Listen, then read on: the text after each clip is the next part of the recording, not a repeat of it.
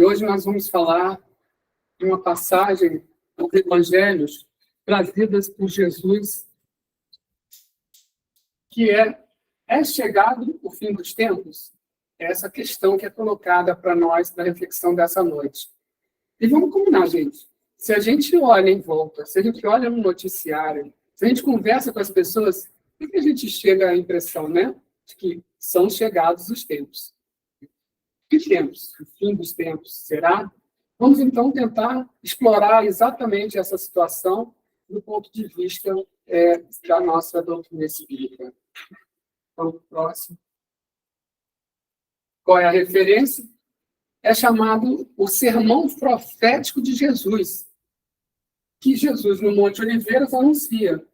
É o seu sermão chamado de profético, também chamado de discurso escatológico, tipo assim, sobra pedra sobre pedra, realmente, né? E ele se encontra essa passagem de Jesus no Evangelho de Mateus, capítulo 24, Marcos, capítulo 13, Lucas, capítulo 21. Então, está nos 3 evangelhos. Curiosamente, não está no Evangelho de João. Mas aí a gente pode pensar, João, como vamos falar, estava presente, ele viu o que foi falado, ele viu o que foi escrito nos outros evangelhos, porque ele escreveu o último, e ele não precisou colocar a versão dele, porque já tinha as outras 3, e ele nos blindou com o Apocalipse, que já era também, vamos dizer assim, o sermão profético de João, né? Colocado isso, a gente vai pensar aqui expressões que às vezes vêm de um dos autores do evangelho ou de outro deles. Podemos passar para o próximo. O que aconteceu naquela época? Nós estamos no final da vida de Jesus aqui entre nós, há 2000 anos atrás, e, nesse momento, Jesus fazia o trânsito, o debate, a discussão, a conversa, a preleção no Templo de Jerusalém. E, quando chegava à noite, ele ia até o Monte das Oliveiras para descansar. E, numa dessas idas ao Templo de Jerusalém, que era o templo mais bonito, mais espetacular de todos, né, de todo o judaísmo. E os apóstolos que estavam com ele, circundados a Jesus, perguntaram, né? Olha só que interessante, né? Comentaram, olha esse templo, olha essas pedras maravilhosas, olha esses edifícios fantásticos. E aí Jesus anuncia essa frase. Respondendo, Jesus disse: vê esses grandes edifícios? Não ficará pedra sobre pedra que não seja derribada. Aí eles ficaram assustados, porque aquilo para eles era sinônimo de segurança, de estabilidade, de longevidade. E elogiando o templo, Jesus diz que ia ser demolido, né? Eles ficaram muito preocupados, né? Sem entender o que estava acontecendo. Quando chegou no Monte das Oliveiras, né? Os nossos 4 são os mosqueteiros, né? Era Pedro e André, irmãos, João e Tiago Maior, irmãos, que estavam sempre pertinho de Jesus. Eles se afastaram dos outros para conversar com Jesus sobre essa questão. E falaram para Jesus: Jesus, quando que vai acontecer isso que você falou? Quais os sinais que a gente vai ter de que isso vai acontecer ou já está para acontecer? Quais serão os sinais? Então, a gente vê que eles têm dúvidas como nós. A gente coloca, às vezes, os apóstolos como sendo algo assim, estratosféricos. Eles são seres excepcionais, escolhidos por Jesus, mas eles têm também anseios bem humanos como os nossos, de serem explicados. E a explicação de Jesus vem, então, no sermão, que é um sermão longo. Nós não vamos lê-lo todo. Próximo. Um trechinho para vocês sentirem o gosto, né? O tom que foi dado por Jesus para essas informações que ele vinha trazer. Está em Mateus 24. Ouvirei falar de guerras e rumores de guerra. Tratar de não vos perturbares, porquanto é preciso que essas coisas aconteçam. Mas ainda não será o fim, pois ver-se-á povo levantar-se contra povo, reino levantar-se contra reino. E haverá peste, fome, tremores de terras em diversos lugares. Todas essas coisas serão apenas o começo das dores. E aí a gente olha em volta, né? Pega os últimos 20 e poucos anos, né? Os últimos 23 anos, se a gente quiser, e a gente vai ter aqui guerras e rumores de guerra. Infelizmente, tem várias guerras, não só da Ucrânia. que é uma guerra que nos preocupa pela proximidade na Europa, né? E estamos aqui todos orando para que ela termine, mas outras guerras estão acontecendo por motivos econômicos ou religiosos. A peste, a gente teve aí o Covid-19, né, assolando o planeta inteiro, né? A fome que sagra em vários locais da Terra ainda hoje, infelizmente. Tremores da Terra, representando os efeitos geofísicos nesse momento de final dos tempos. Eu selecionei eu consegui identificar uns tipos de 12 enunciados como esse, não vamos ler os todos, mas vamos pegar só alguns. Haverão falsos profetas, nós já ouvimos isso bastante, né? Jesus falou no seu sermão profético. As famílias entregarão as famílias aos algozes, ou seja, cisões internas nas famílias. Quem estiver onde não deve, fujam para os montes. Se você estiver no lugar errado, na hora errada, é hora de você fugir realmente. Sereis presos e açoitados por amor de mim, por amor a mim. Ou seja, se você me ama, se você der o testemunho, você poderá ser preso e açoitado. E sereis odiados. Perseverai até o fim e sereis salvos. Ou seja, exortando a coragem, a união e a perseverança dos seus apóstolos. Se não abreviasse, nenhuma carne se salvaria, mas por causa dos eleitos, abreviou-se aqueles dias. Então, ele está falando do período temporal, de que haveria um fim para essas aflições. Mas ele diz, depois dessa aflição, o sol escurecerá, a lua não dará sua luz, as estrelas cairão, os mares e as ondas derribarão. Então, a gente começa a ficar preocupado. Muitos interpretaram essa passagem como sendo o quê? O final do mundo. É o escatológico. Não vai sobrar nada. Quando acontecer isso, se o templo de Jerusalém é ruim, é porque já é o tempo que tudo vai acabar. Próximo. E ele termina a sua exortação anunciando, fiquem atentos. Ele fala, olhai, vigiai e orai. Vocês não sabem quando virá esse tempo. E quando ele foi perguntado, não, e você? Quando será esse tempo? Ele fala, nem eu sei, só Deus sabe. Próximo. Então, a nossa questão é, vamos interpretar essas passagens tão pesadas, né, como o fim do mundo? Será que Jesus estava anunciando que o mundo iria acabar? Muitos adotaram essa postura, de que seria o fim do mundo. Seria o juízo final, em que Deus, um barbudo, sentaria no seu trono e iria julgar os seus fiéis, né? E condenar uns e absorver os outros? Seria isso? E os sinais dos tempos, quais seriam? Seriam aqueles que nós já estamos vendo? Alegoricamente, a gente tem no sermão profético imagens muito fortes que era para que eles se impressionassem e não esquecessem. E muitas dessas impressões eram físicas, do próprio planeta, propriamente dito, mas que nós devemos interpretar como sendo uma metáfora de ações que deveriam ser efetuadas não ao nível físico, mas ao nível individual, interno. Nos anos 1900, essa crise do fim do mundo, as pessoas pegaram literalmente uma passagem que alguém disse, que era, a 1000 chegarás, a 2000 não passarás. Aí, quando chegou em 1900, eles falaram, vai ser o fim do mundo. E aí foi uma histeria coletiva, todo mundo ficou lá esperando o passar da noite com tochas, né? Esperando aquele dia acabar e orando bastante, que bom, né? Deve ter dado uma clareada na psicosfera, né? Mas conta também que os astrônomos fizeram as contas de que os cometas que ia passar por ali por perto, claro, se tem fim do mundo tem que ter um cometa, senão não tem graça. E aí a cauda dele ia passar pela Terra e eles viram pela luz saindo do cometa que aquela cauda possuía cianeto, que é altamente venenoso e tóxico. Então começaram a vender máscaras de gases para toda a população, quer dizer, teve gente que enriqueceu loucamente em função disso daí, vendendo máscaras para poder passar o 1900 e sobreviver ao fim do mundo, que seria pelo cometa. É claro que o cometa passou longe o suficiente, com uma cauda tênue o suficiente para não causar esse tipo de dano. E no ano 2000? Gente, não está tão longe assim, né? 23 anos já se passaram, mas houve muita gente que ficou preocupada com o fim do mundo, né? E aonde que a gente pega essas informações, essas tipo de sensação de déjà vu, que isso daqui já era falado desde sempre? Se você for procurar lá nos maias, inclusive quando o mundo não acabou no ano 2000, eles falaram, não, é porque o calendário é o maia. O calendário maia é um pouquinho depois, então todo mundo foi adiado, né? E os hindus também falavam sobre o fim do mundo. Nostradamus, né? Todos conhecem as profecias de Nostradamus. Era de Aquários, né? Os nossos queridos irmãos ligados à natureza, né?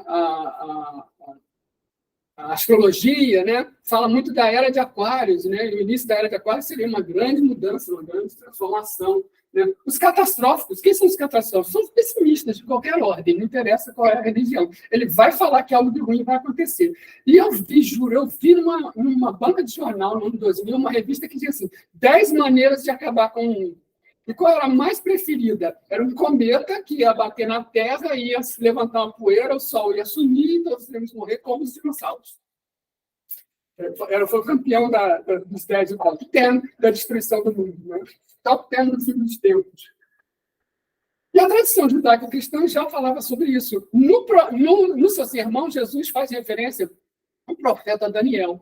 E, realmente, os evangelistas tinham muito cuidado de, sempre que possível, citar uma passagem do Antigo Testamento para reafirmar que Jesus era o Messias esperado por eles.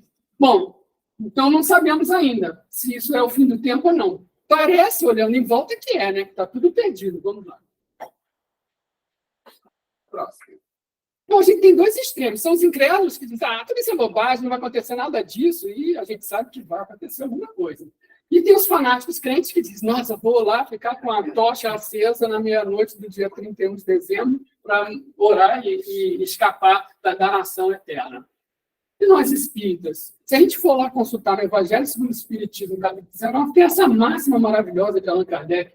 Fé inabalável é aquela que pode encarar frente a frente a razão em todas as épocas da humanidade. Fé inabalável. Ela busca o quê? Aonde que ela se suporta para ser inabalável? Na razão, a razão sólida. A razão. Contra os fatos não há argumentos. E a razão está ali exatamente para extrair dos fatos os argumentos. A realidade, a visão da verdade. Né? Então, vamos utilizar isso que o Espiritismo ele coloca como uma condição, que é usar a razão, e vamos observar a nossa volta. Próximo. Em volta de nós vamos encontrar a presença de quê? Da criação divina. A criação divina está presente em nossas vidas. O dom da vida, de estarmos aqui agora conversando, foi uma possibilidade que Deus deu a todos nós. Eu gosto de pensar que Deus estava criando o universo, e aí ele parou um instante e criou um de nós. Coisa bem. Aí, a pergunta que fica assim, Deus, ele vai exterminar o mundo que ele criou?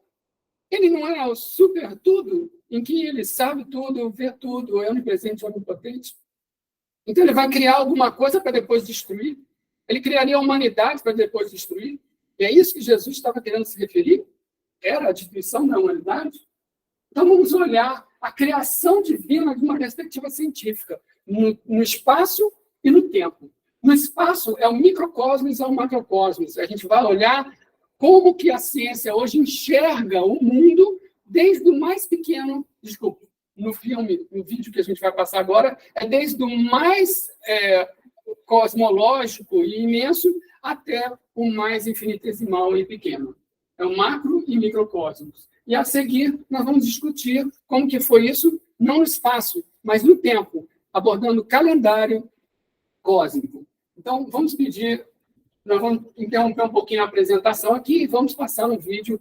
O filme vai mostrar retângulos, quadrados de uma certa dimensão. E aí ele começa a multiplicar ou dividir aquele tamanho. Então, por exemplo, ele tem 1 metro por 1 metro. Aí ele multiplica por 10. 10 metros por 10 metros. Aí ele multiplica por 10. 100 metros por 100 metros. E vai fazendo isso até o limite do conhecimento da ciência. Até onde a ciência conseguiu chegar. E aí depois ele volta e começa a dividir esse quadrado de 1 metro por 1 metro por 10, aí fica 0,1 quadrado, 0,01, 0,001, ou seja, vai diminuindo cada vez mais. Né? Pode voltar?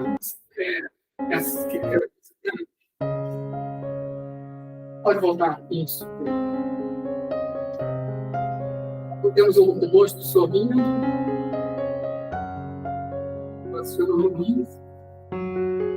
Vamos ver o restaurante, vou ver o Google, que fez parte do trabalho. Vamos esperar um pouquinho a internet, que reclamar um pouquinho.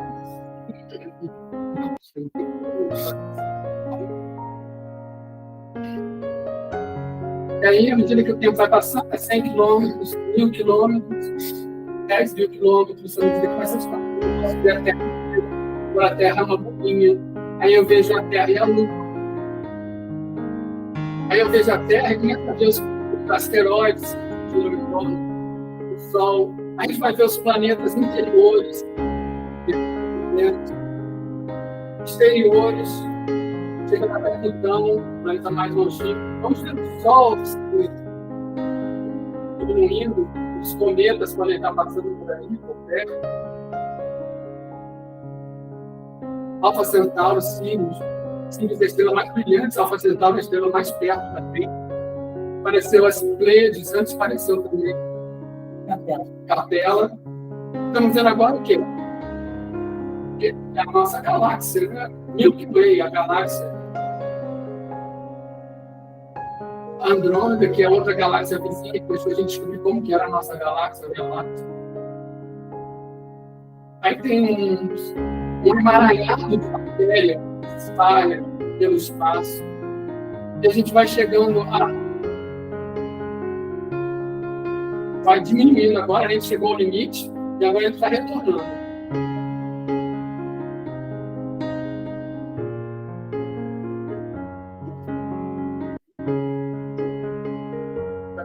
Mais. Muito bem, chegamos no macrocosmos. E agora vamos para onde? Para o microcosmos. Então vai entrando no globular, vai ver as veias e as células verdes, mas também as células brancas. Vai entrar dentro de uma célula branca, vai ver os cromossomos desordenados, vai ver dentro dos cromossomos os DNAs, vai ver a dupla hélice dos DNAs, que é usado para codificação.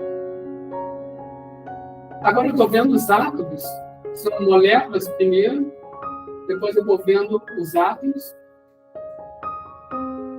e aí, da nuvem eletrônica até o núcleo do átomo é um vazio. São 10 a 5 ordens de grandezas para chegar até o que a gente conhece hoje, que é os quarks e leptons. São as partículas menores que a gente conhece hoje. Isso pode mudar amanhã. Você pode abrir seu jornal amanhã e ter mudado. Então, esse foi o microcosmos e o macrocosmos, ou seja, a gente está vendo a grandeza do universo no espaço. O menor que a gente conhece é o maior que nós conhecemos. E se a gente for fazer isso também no tempo? Então, vamos fazer um calendário cósmico. Vamos pegar o tempo estimado do universo, né, conhecido, porque se está desconhecido, eu não tenho como afirmar, e vou dizer que ele tem 15 bilhões de anos. Surgiu há 15 bilhões de anos. Vamos fazer um errinho aqui só para ficar mais fácil, botar 12 bilhões de anos, porque aí o ano tem 12 meses. E aí cada um mês do meu calendário corresponde a passar quanto tempo? 1 bilhão de anos. Então, olha ali, olha, tem 15 como se fosse 12. Então, cada mês que aparece aqui é 1 bilhão de anos a mais.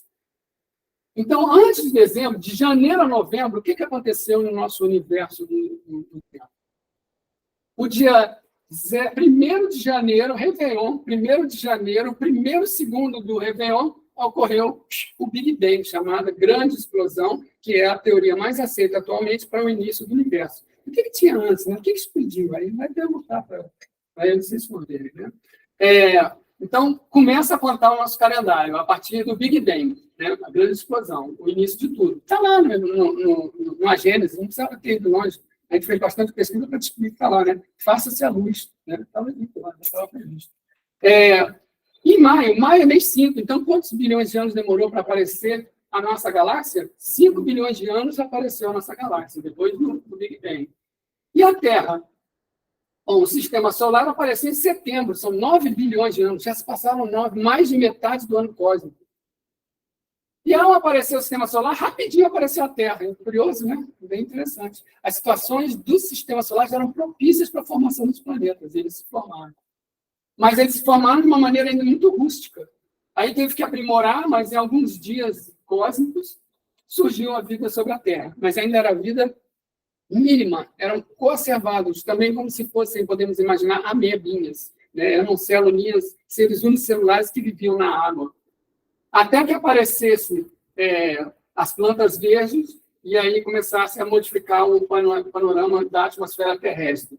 Em novembro, ou seja, 11 bilhões de anos depois, praticamente, do Big Bang, aparecem as primeiras células nucleares. Isso é importantíssimo para que a gente possa ter a grande mudança e perspectiva de espécies diferentes, através da troca dos erros e dos acertos e da adaptação desses seres celulares nucleares. Próximo. Então, isso foi até dezembro. Antes de dezembro, de janeiro a novembro. Agora vamos olhar só o mês de dezembro. Está indo de 1º de dezembro a 31 de dezembro. O que vai acontecer no último ano, mês cósmico, ou seja, os 1 bilhão de anos mais recentes, ou 1 bilhão de anos. Vamos dizer que no 1º de dezembro, há 1 bilhão de anos atrás, surgiu a atmosfera. Por quê? Porque as plantas, que a gente falou que apareceram no outro slide, elas começaram a fazer fotossíntese. E aí começaram a encher a atmosfera de fotossíntese. O céu começou a ficar azul, porque não tinha oxigênio antes, não tinha céu azul, era um céu preto, feio. Aí, graças às plantas maravilhosas, nós tivemos céu azul, a atmosfera, isso permitiu a grande evolução dos seres. Houve uma explosão cambiana, uma explosão de surgimento de novos seres. Eles estavam num laboratório magnífico da espiritualidade para gerar novas formas de vida e que pudessem se adaptar e estarem aqui hoje presentes junto conosco. Sabemos que os dinossauros viveram de 24 a 28 de dezembro. São 4 dias cósmicos, porque eles surgiram e desapareceram. E consta que eles desapareceram no mesmo momento que apareceram as flores. Vai ver que eles eram alérgicos. Os primatas surgiram no dia 29 de dezembro, bem recente, muito pertinho. E em 31 de dezembro surgiram os primeiros homens. Ou seja, no último dia do calendário cósmico. Vamos lá. Vamos olhar o último dia do calendário cósmico. Então, dia 31 de dezembro, o último dia do calendário cósmico. A gente falou que cada mês é 1 bilhão. Se você quiser saber quanto que é uma hora, é 1 milhão de anos. Se você quiser saber quanto que é um minuto, é 10 mil anos. Então, uma hora é 1 milhão de anos. Aqui tem 22 e 30, então tem 2,5 milhões de anos. 2 horas e meia atrás, eu tenho 2 milhões e meio de anos atrás. Surgiram os humanos. Há 1 milhão de anos atrás, surgiu os utensílios de pedra. E há alguns minutos, a gente falou que os minutos são 10 mil, né? Então, 10 mil, 20 mil, 100 mil, são a domesticação do fogo. E há 4 minutos, que seria 40 mil anos cósmicos, o último período glacial. E a história aqui é o que está escrito. Quando é que começa a história? Quando você tem escrito, quando você tem o registro. Não interessa como você escreveu, mas você deixou o registro. E aí é considerado que eu posso contar a história do que aconteceu, porque foi registrado. Então, a história, tudo que nós conhecemos da história, está contido no último minuto cósmico, nos últimos 10 mil anos. E aí, o nascimento do Cristo é nos últimos 4 segundos cósmicos. E o dia de hoje é 24 horas do dia 31 de dezembro, e aí encerra o nosso calendário cósmico. Qualquer coisa que você sabe sobre o passado está contido nesse último minuto do calendário cósmico, que começou há 15 bilhões de anos atrás com o Big Bang. Aí nós perguntamos, do microcósmico ao macrocósmico, essa perfeição de encadeamento, do Big Bang até os dias de hoje, a maravilha que é a criação divina. Por conta de nossos erros, Deus iria destruir o mundo ou a humanidade? Por que ele iria fazer isso? Não faz sentido. É o contrário. Somos nós que temos que aprender a valorizar o que Deus criou. E não Deus ficar correndo atrás da gente. Ele criou leis perfeitas, naturais, que regem o mundo material e que regem o mundo espiritual. E vamos olhar um pouquinho para essas leis próximas. A lei que nos tange agora na nossa discussão é a lei do progresso. O que vocês viram foi, no espaço, o progresso. Como ela pode ser diferente, a matéria. E no tempo, como é o progresso. Como há um encadeamento que começou para nós, aqui no planeta Terra, como é estudado por Charles Darwin, no livro A Origem das Espécies, publicado em 1859. A evolução das espécies. trata de como os seres materiais vão evoluindo, desde aquela amebinha lá na água primordial, na sopa primordial, até o ser humano.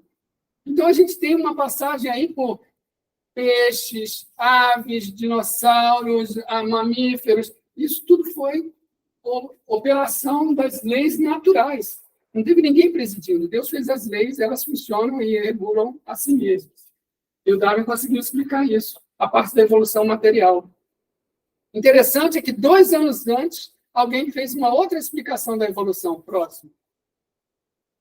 Allan Kardec vem nos brindar com um trabalho maravilhoso de compilar, codificar as informações que foram trazidas pelos espíritos para explicar que nós possamos entender de forma científica, filosófica e intimamente religiosa o que nós temos ao nosso redor, o que nós somos, de onde viemos, para onde vamos. É a escala espírita que vai dizer não a evolução das espécies materiais, dos seres materiais, mas a evolução dos seres imateriais. Os espíritos criados por Deus, nós temos um início, mas nós não temos um fim, nós somos imortais. Não somos eternos, só Deus é eterno, porque ele não teve início. O Big Bang teve, mas é criação. Nós temos início dado por Deus e temos a vida inteira para a gente fazer o quê? Progredir, adotar a lei do progresso. E aí um comentário para puxar a sardinha para o nosso lado é que Allan Kardec publicou o Livro dos Espíritos, sua primeira edição, em 1857. Pois, olhe antes, 2 anos antes do Darwin publicar a teoria da origem das espécies. Fantástico é que a parte da origem das espécies foi combatida no início e depois foi aceita. Hoje está nos livros textos. A doutrina dos espíritos foi combatida no início e continua sendo combatida em muitos anos. Ainda não é aceito de uma forma científica, como a gente acredita que é. A lei divina é uma lei natural, são as leis da natureza da ciência. A escala espírita, Allan Kardec descobriu logo no primeiro momento que ele entrou em interação com os espíritos. Quando ele começou a interpretar aquelas mesas girantes, batendo e dançando, como uma manifestação não de uma mesa viva, mas de um espírito atuando sobre a mesa, ele pôde, então, através desse mecanismo, se comunicar com os espíritos que usavam as mesas. Acabou deixando as batidas e passou a usar uma cestinha com lápis, depois passou a usar médios, e a coisa foi sendo acelerada e foi possível, então, arguir, obter as respostas obtidas de vários médios, de vários locais e países diferentes, em tempos diferentes, e as respostas que batiam umas com as outras, ele considerava como corretas, como provavelmente corretas, e colocou na obra do Livro dos Espíritos, expandida nos outros 4 livros da codificação da doutrina espírita. E lá ele observou que, quando ele falava com os espíritos, alguns espíritos eram bem ignorantes, e outros espíritos eram extremamente sábios e inteligentes. Então, ele viu já de cara que os espíritos não eram todos iguais. Havia uma gradação entre eles, uma escala. E aí, trabalhando com o conceito dos espíritos, ele montou essa escala, que é uma classificação, de como qualquer outra. Não tem nada de absoluta e de única nessa classificação. Você pode propor outras diferentes. Aquele propôs teve 3 classes de espírito: os imperfeitos, os bons e os puros. Os imperfeitos são classificados em vários tipos de imperfeitos. Você tem os impuros, que é aqueles que se comprazem com o mal, os levianos, que são irresponsáveis, como a gente fala no dia a dia, os pseudo-sábios, que fala, te leva na lábia, né? Você acredita em tudo que ele está falando, quando você vê, já caiu no golpe dos pseudo-sábios, né? Às vezes ele quer só rir da sua cara, que acredita nas bobagens que ele está falando. Os neutros, que parece que é bom, né? Ele é neutro, né?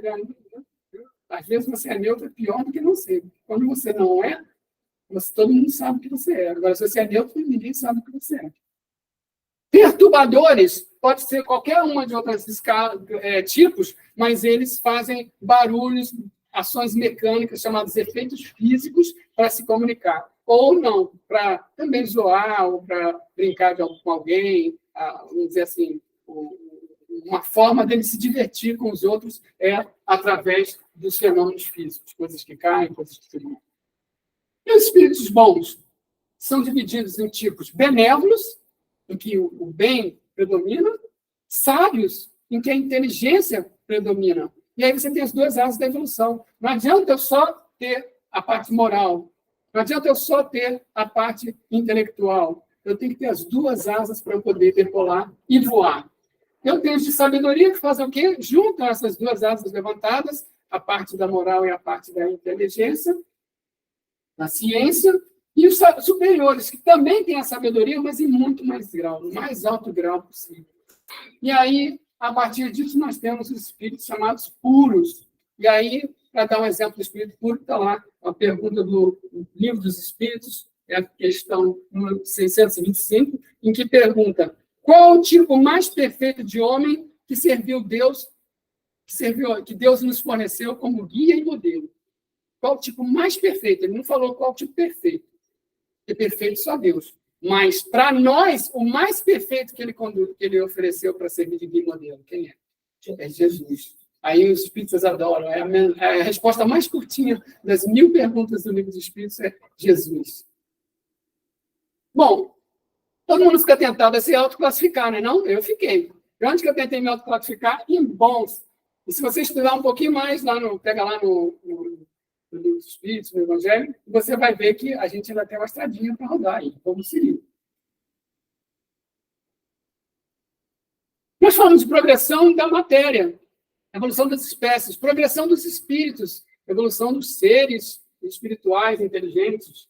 Mas o mundo que é habitado pelos seres materiais e pelos espíritos, ele também passa por uma evolução, por uma progressão. Ele também progride. E estava lá Jesus que já nos avisou isso quando ele disse: há muitas moradas na casa do meu pai. Ou seja, não procura só aquilo, senão é o centro do universo, não. Então, quando os caras ainda achavam que a Terra estava parada e o Sol girava em torno, isso aí já era. Nós estamos na borda, na periferia da nossa Via Láctea, da nossa galáxia. Nós moramos na periferia. E ainda ficar tirando hora de bonzão.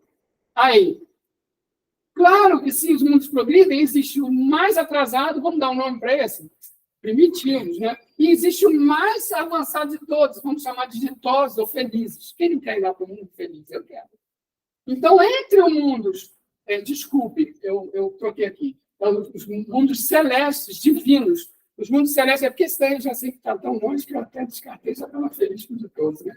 Do primitivo, é o mais atrasado, ao mais elevado de todos, é o celeste, é o divino, gente. Ele é confundido com Deus. Um ser desse local é confundido com Deus, como sempre foi ao longo da história da humanidade. Bom, a gente tem que rechear isso daí. Entre primitivo e celeste, vamos rechear. Vamos botar um mundo de provas e expiações, um mundo ditoso e também uma ligação entre os dois. Como é que eu saio do prova de expiação para o mundo ditoso e indo para o mundo de regeneração? Próximo. Como é que são esses mundos? Rapidinho. Classificação desses mundos. Os primitivos. O que acontece? Todos nós sabemos, né? Nós só conhecemos nosso passado selvagem de homem das cavernas, mulheres da caverna. Prevalece o instinto e a lei do mais forte. A gente acha duro isso, mas foi necessário, né? É a lei da selva. Expiações e provas. O mal predomina sobre o bem. Aí a gente já vê que naquela classificação dos espíritos ficava difícil a gente estar pulando para outra, porque nós somos num mundo em que o mal predomina sobre o bem. E o regenerador? Vamos regenerar, vamos mudar, vamos melhorar isso daí. O bem prevalece sobre o mal. E o mundo de ditosos ou felizes, o mal não existe. Ótimo. É ótimo. E os mundos celestes ou divinos? O bem reina soberano. Os seres que aí vivem já são espíritos puros, não precisam encarnar novamente. Eles não têm nada para provar, nada para espiar. Eles só vêm aqui em missão, como nosso mestre Jesus. Pronto. Santo Agostinho, aqui abre um parênteses, o livro o Evangelho segundo o Espiritismo, capítulo 3, item 19, do Allan Kardec, em que ele agora está compilando várias mensagens de espíritos que ditaram essas mensagens. Então, esse Santo Agostinho não é o Santo Agostinho encarnado. Santo Agostinho, depois que desencarnou, ele ajudou na elaboração da codificação da doutrina espírita, com muitas informações, muitas mensagens importantes. E ali ele mostra, inclusive, uma mudança de opinião com relação a ele tinha enquanto encarnado. A Terra esteve material e moralmente no estado inferior, muito primitivo, ao que hoje se acha, e se alçará sob esse duplo aspecto a um grau mais elevado, material e moralmente. Ele vai ter que acender as duas asas, ela atingiu um dos seus períodos de transformação, é agora, em que no mundo expiatório tornar-se-á mundo de regeneração. Vai sair de próprias expiações, mundo de regeneração. Onde os homens serão ditosos, porque a lei de Deus nela imperará. Então, coisas boas nos aguardam. Vejamos. Vamos ver de perto. Mundo de prova e expiação. A gente já sabe disso, porque a gente está mergulhado aqui. Superioridade da inteligência em relação aos espíritos do mundo primitivo. Isso que a gente fez a transição, não estamos mais nada. Próximo. Apesar do progresso, os vícios ainda são numerosos. Próximo. Em geral, os espíritos encarnam para quê? Para espiar. Espiar não é ficar olhando, não, tá, gente? Espiar é pagar. Eu tenho que pagar as faltas. E realizar o quê? Provas. A prova é igual na escola. Eu não preciso ter feito nada de errado para fazer uma prova. Não, pelo contrário. Eu quero passar para o ano seguinte, eu quero ser promovido, né? Eu quero entrar num concurso público, eu vou, então, fazer o quê? Uma prova para mostrar que eu sou capaz. Não tem nada a ver com erro. Eu posso até falhar nessa prova. Eu posso não ir bem, senão eu não estudei direito. Agora, tem o outro lado, que é o da expiação, onde expiar aqui significa pagar, resgatar. Eu cometi algum erro, e aí agora eu vou ter que arrumar o erro. Próximo. Muitos se sentem como estrangeiros, expulsos de mundos melhores. Vamos ver por que isso. A Terra é um exemplo dessa categoria de mundos. Por novidade, eu não precisava ter falado. Eu economizava uma linha aqui. Estrangeiros expulsos. Alguém já acordou com essa melancolia de que gostaria de estar em outro mundo, em outro planeta? Mundos de regeneração. Vamos então aprender o que nos espera. Como é que vai ser? Vai ser assim, a transição entre o mundo de expiação e os mundos felizes. Ele está ali no meio. Tem que passar por ele, não tem como direto. Não tem como subornar e passar direto. Não funciona. Ainda estão sujeitos às leis que regem a matéria. Eles precisam de um mundo material ainda. Tá? Há espíritos que já não precisam, que podem adotar a matéria em si. Ainda estão sujeitos à leis mais livre da paixão desordenada. Lembra que a gente falou lá que a gente ainda tem muitas viciações do passado, milenares? Então, aqui eu estou livre dessa paixão desordenada. Orgulho, inveja e ódio já não mais existem. Olha que bom, todo mundo que você não tem nada disso. Próximo. Ainda tem que suportar provas, porque prova é o que a gente faz para poder galgar o próximo, é para mostrar que eu sou capaz de ganhar um diploma e seguir adiante. Porém, sem as profundas angústias da expiação. Um parênteses. É capaz que ainda possa ter uma expiação, mas não tem novas razões para expiação, porque se você não está fazendo besteira, não está fazendo coisas erradas, você não tem que expiar. Então, eu vou entrar no mundo de regeneração com as expiações que eu já tenho. Eu tenho que cumprir com aquelas. Mas nós aqui, o que a gente faz? A gente paga a nossa dívida de um lado, é o cartão de crédito, né? Eu pago o cartão de crédito no dia 20, no dia 10 eu já estou endividado de novo, tá certo? Então, não funciona isso daí. Não dá para funcionar isso lá no mundo de regeneração. Lá eu não vou poder ficar gastando lá o meu cartão de crédito. Vou ter que parar de gastar o cartão de crédito e só pagar até ficar livre de qualquer dívida. E são dívidas com nossos irmãos. Nós fazemos mal. Da Gênesis ao Apocalipse. Ontem, a Terra era um planeta primitivo. Hoje é um planeta de própria expiação. Como se deu essa transição? Essa transição está muito bem descrita no livro que a gente faz propaganda. Todas as minhas palestras eu falo. A Caminho da Luz, de Emmanuel, psicografia do Chico Xavier, livro maravilhoso, fácil leitura. É fantástico as informações que ele traz ali, são incríveis. E lá ele trata exatamente, entre outras coisas, é bem profundo, bem amplo o espectro do livro, em que saímos do mundo primitivo para o mundo fora de expiações. Agora, no Caminho da Luz, ele vai mostrar que tinham espíritos que estavam no mundo de provas e expiações, que foi para a regeneração. Aí, o que aconteceu com os retardatários? O que aconteceu com os que não estavam conseguindo passar nas suas provas para ir para a regeneração? Eles vieram para um outro mundo de provas e expiações no início de prova e expiação. Com dupla função. Primeiro, pagar os seus pecados. Pecado é uma palavra forte. Vamos dizer. Pagar os seus erros, resgatar os seus erros, expiar os seus erros. E segundo, ajudar o progresso daqueles que estavam aqui, bem mais atrasados do que ele. Então, esses espíritos, para eles chegando aqui, se eu fosse contar o que eu sonhei, eu vou sonhar que eu estava num paraíso, perdi esse paraíso. Eu estava lá no outro planeta, e conta, Emmanuel, que existe esse planeta na estrela de Capela, na constelação de Cocheiro, A Estrela de Capela tem vários planetas, um deles adota as pessoas que estavam lá. Esse mundo galgou para uma transição de mundo para uma expiação, e a Terra não podia ficar mais lá. Eles vieram para onde? Para o planeta Terra. E como é que eu sei que isso aconteceu? Gente, é só olhar a história. Ao mesmo tempo que tinha uns trabalhadores que não tinham noção de nada, não tinham conhecimento nenhum, não tinha educação, você tinha os sabedores, né, os sacerdotes, os filósofos, os poderosos, que detinham as informações, tinham capacidade de deter as informações. Aonde? Na Índia, gente. A Índia, há 4, 5 mil anos, os caras falam no livro dos mortos, falam em reencarnação. Tudo bem, eles misturam um pouco, botam lá que você pode voltar a ser animal, não pode, a gente sabe que não pode. Mas eles estão lá, eles já tinham toda essa informação. Como? Da onde veio essa informação, gente? Não bate. E aí o Egito, com as pirâmides, gente, livros e livros sobre fantásticos desenvolvimentos científicos e tecnológicos, né? Na parte de biologia, na parte de astronomia, na parte de engenharia. Dizem que se você tentar fazer uma pirâmide hoje com os equipamentos que tinham na época, não dá, não funciona. Os árias, o de Israel, que é o povo que veio com vamos dizer assim, uma missão de trazer o Deus único. Teve um faraó que tentou trazer o Deus único, claro que o Deus único, ele foi decapitado. O Israel trouxe essa grande vantagem, né? Essa grande bênção, essa grande contribuição, né? A parte religiosa, né? Extremamente tementes a Deus e a ideia do Deus único.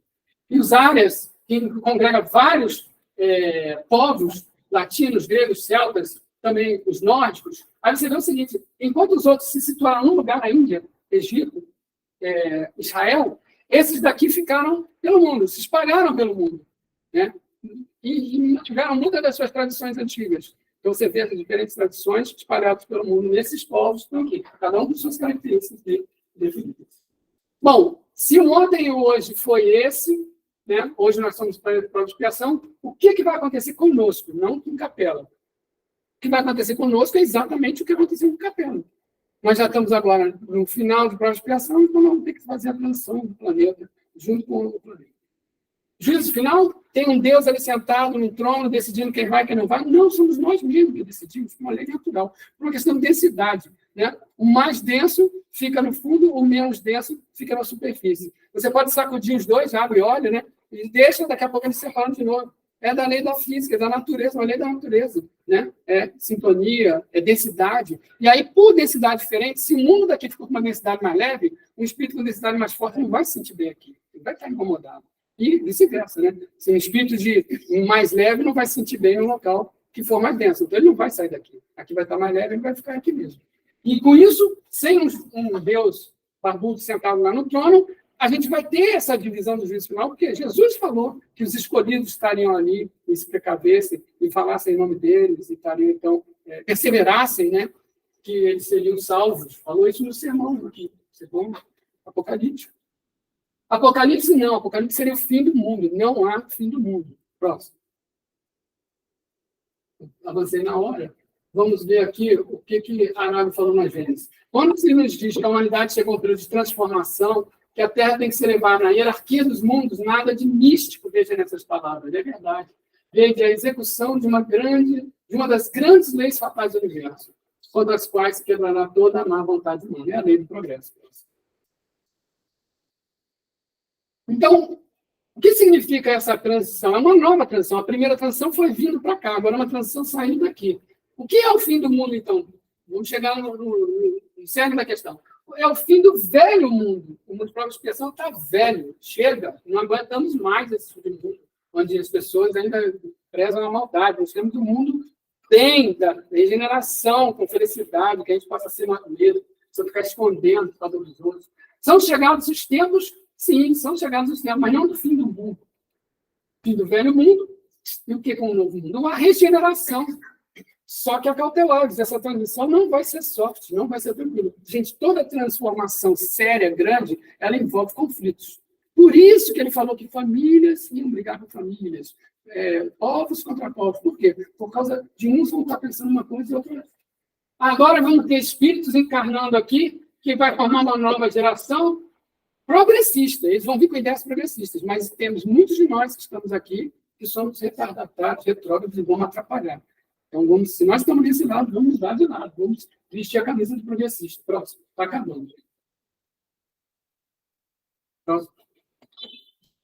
Características da transição, já sabemos, gente, eu vou ler só características. Flagelos e provas coletivas, doenças, cataclismas, guerras.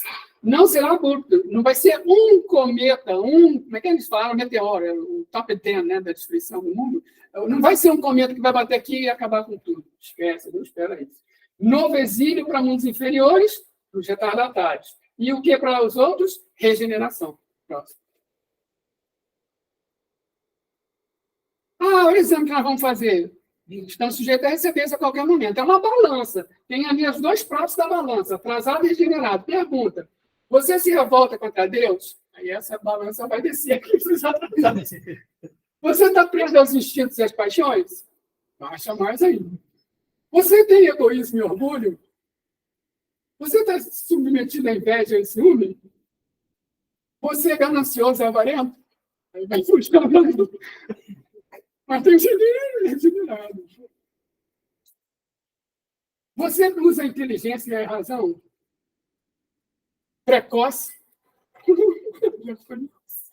Podia tirar um precoce. Sentimento inato do bem? Crença espiritualista? Disposto às ideias de progresso? Iniciativa para regenerar as outras? Então a balança vai cair do lado da regeneração. Resultado do exame. Fez o exame e recebeu o resultado. Primeira coisa que pode acontecer, tirou nota 0. Então, você vai receber um passaporte e vai ser imigrado para um planeta de provas e expiações. Adão e Eva, perda do paraíso. Eles vão aparecer lá nesse planeta e à noite vão sonhar com a perda do paraíso. Pô, tinha o paraíso e perdi. Ele não vai ter CD, não vai ter Wi-Fi, não vai ter rede social, não tem nada disso, certo? Substituição. É outro resultado do exame. Substituição. O cara está lá no jogo, machucou, substitui. Espíritas mais adiantados vão nascer aqui, e consta aí pelas fofocas do meio espiritual, que muitos estão vindo das constelações de Pleiades.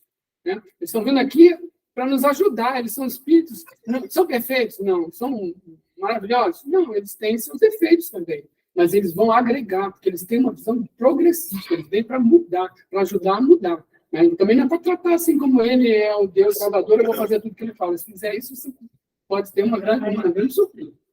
Vídeo os bebês, gente. O bebê já nasce abrindo o olho e perguntando: de onde vim, para onde vou?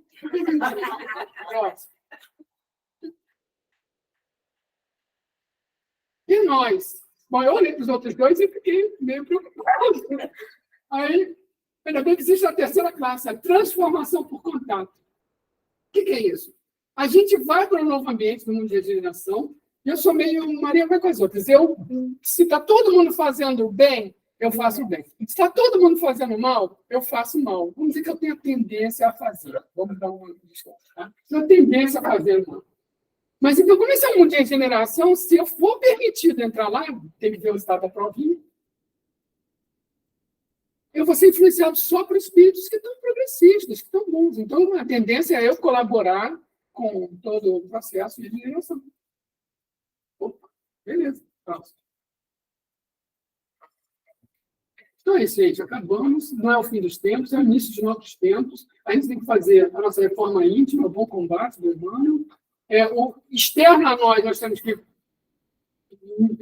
fazer tudo para o reino de fraternidade. Será que o reino de amor prometido por Jesus, o meu reino não é desse mundo? Não era na época dele. Tem que ser. Nós queremos que seja aqui. É um momento de exemplo e testemunho, porque vão haver conflitos de muitas ordens, e nós estamos sendo observados. Nós somos protagonistas dessa história. Nós não estamos aqui falando lá, Emmanuel escreveu um livro falando dos exilados de Capela. Alguém vai escrever um livro daqui a 10 milhões de anos à frente e vai dizer: nós que estamos aqui participamos da passagem da Terra de prova de expiação para a regeneração. Então, o que a gente tem que prestar atenção? Lembrando o seguinte: gente, Deus que criou esse universo, que se expande no espaço e no tempo de forma tão maravilhosa, ele tem que ter reservado para a gente coisa muito boa. Então, o que depende de nós. Gente, essa música é do autor Cabete, que fez muitas músicas espíritas que são cantadas aí em vários locais, e essa daí é o final dos tempos. Né? De vez em quando a gente traz uma música do Cabete aqui. Aí tem várias interpretações, a gente escolhe aquela que a gente acha que ficou simpática, tem outras, mas essa eu achei muito bacana.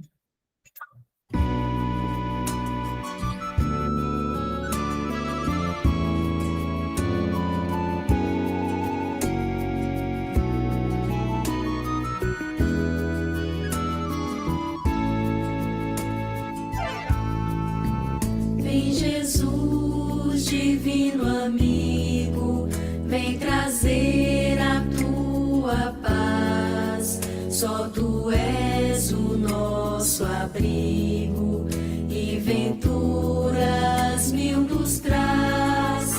Vem, ó meigo Nazareno, esse mundo consolar.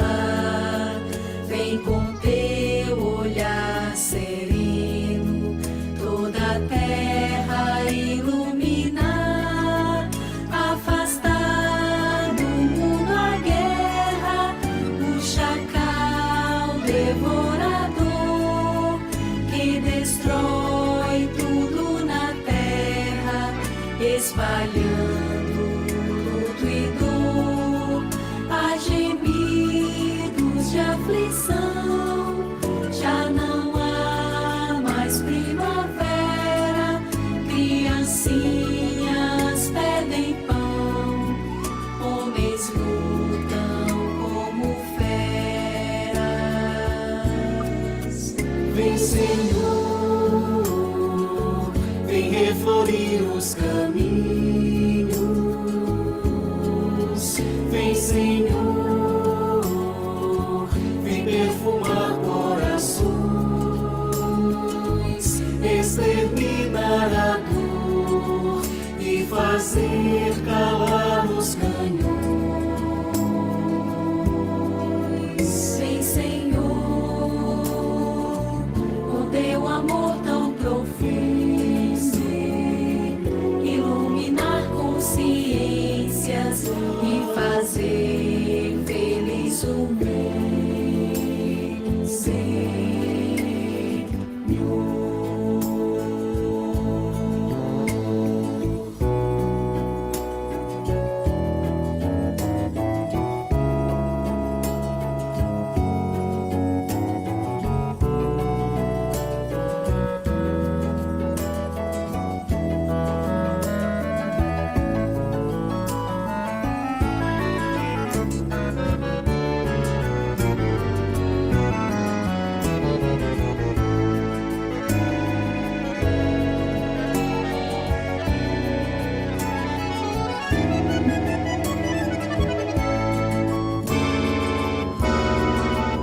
Vem, Senhor,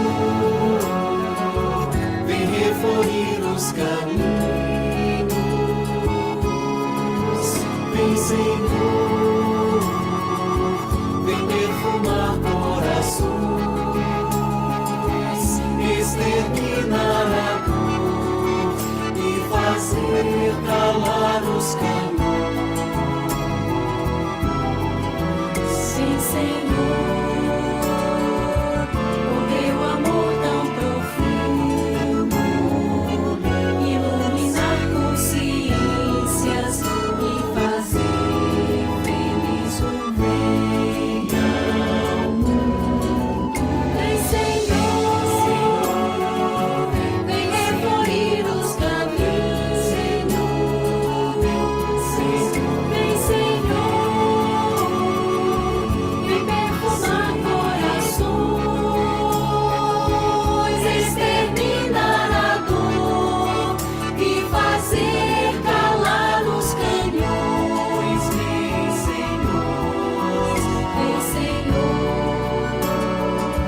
com teu amor tão profundo, iluminar consciências e fazer feliz o